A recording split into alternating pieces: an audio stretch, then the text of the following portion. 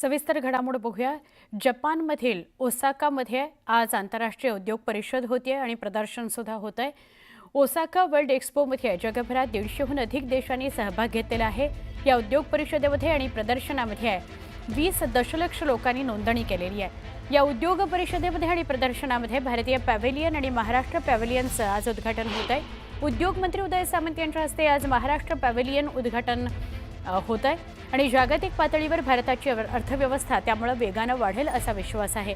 त्यातही महाराष्ट्र राज्य उद्योगात अग्रेसर आहेच।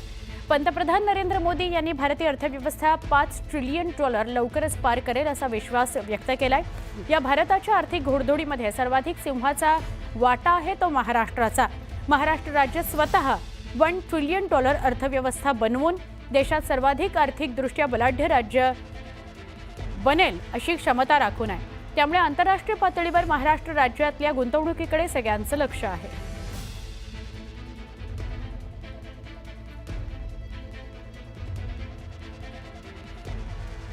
ही दृश्य आहेत जपान ओसाकाची एक्सक्लुझिव्ह दृश्य न्यूज 18 लोकमतवर।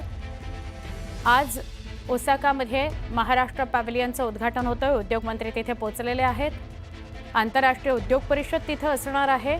त्यामुळे या उद्योग परिषदेच्या माध्यमातून खूप मोठी गुंतवणूक महाराष्ट्रामध्ये येईल अशी अपेक्षा व्यक्त केली जाते।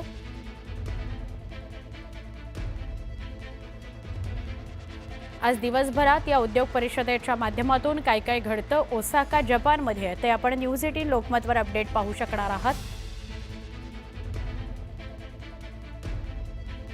आंतरराष्ट्रीय उद्योग परिषदेमध्ये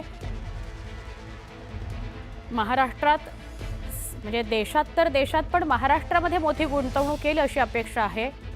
150हून अधिक देश यात सहभागी झालेले आहेत आणि देश पातळीवर होणाऱ्या या उद्योग परिषदेमध्ये महाराष्ट्र सारख्या राज्यात सगळ्यात जास्त गुंतवणूक येईल अशी अपेक्षा व्यक्त केली जाते आहे।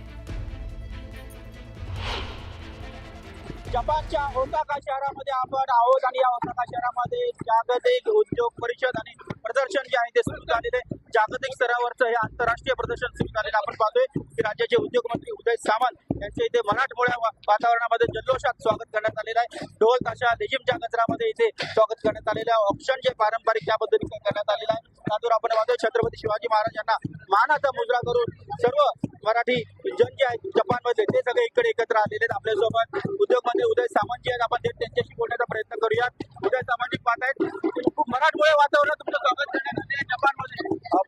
आपण आता पहिलं पॅव्हेलियनचं उद्घाटन करू मराठमोळ्या पद्धतीने उद्घाटन होत आहे आणि मला असं वाटतं की पहिल्यांदा होते जपानमध्ये आणि म्हणून सगळ्यांनाच आनंद आहे। सगळे महाराष्ट्रातले लोक ते एकत्र झाले।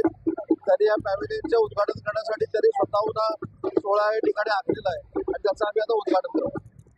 भारत $5 ट्रिलियन साठी जागतिक स्तरावरती जाण्याचा प्रयत्न करतोय। महाराष्ट्र $1 ट्रिलियन इकॉनॉमीसाठी प्रयत्न करतोय। काय सांगाल कितमध्ये देशाचे पंतप्रधान नरेंद्र मोदी साहेबांच्या नेतृत्वाखाली या इंडिया पॅव्हेलियनचं या ठिकाणी स्थापित केलेलं आहे आणि त्याच्यातले 15 दिवस हे महाराष्ट्रासाठी आहेत आणि म्हणून महाराष्ट्र पॅव्हेलियनचं आज आम्ही उद्घाटन करतो।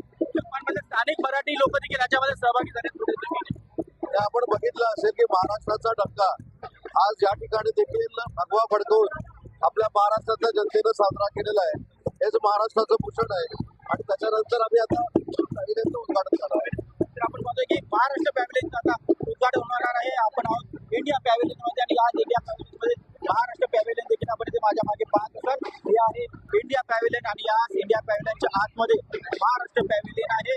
जपानच्या ओसाका शहरामध्ये हे जागतिक स्तरावरचं सर्वात मोठं आपण पाहतो आहोत की आंतरराष्ट्रीय दर्जाचं हे उद्योग परिषद आणि परिषद जी आहे ती भरलेली आहे आणि एकूणच आपण पाहणार आहोत की या सर्व परिषदेमध्ये मोठ्या संख्येने जपानमधले भारतीय नागरिक असतील, महाराष्ट्रातील नागरिक असतील, हे मोठ्या संख्येने इथे आलेले आहेत। हे फक्त प्रदर्शन पाहण्यासाठी नाही तर या ठिकाणी सर्वाधिक गुंतवणूक आर्थिकदृष्ट्या करण्यासाठी देखील आपण पाहतो। या ओसाका शहरामध्ये भरणाऱ्या या जागतिक उद्योग परिषदेमध्ये जगभरातले एकूण 150हून अधिक देश जे आहेत ते सहभागी झालेले आहेत आणि त्यामुळे इथे सर्वाधिक उलाढाल जी आर्थिक ती होणार आहे।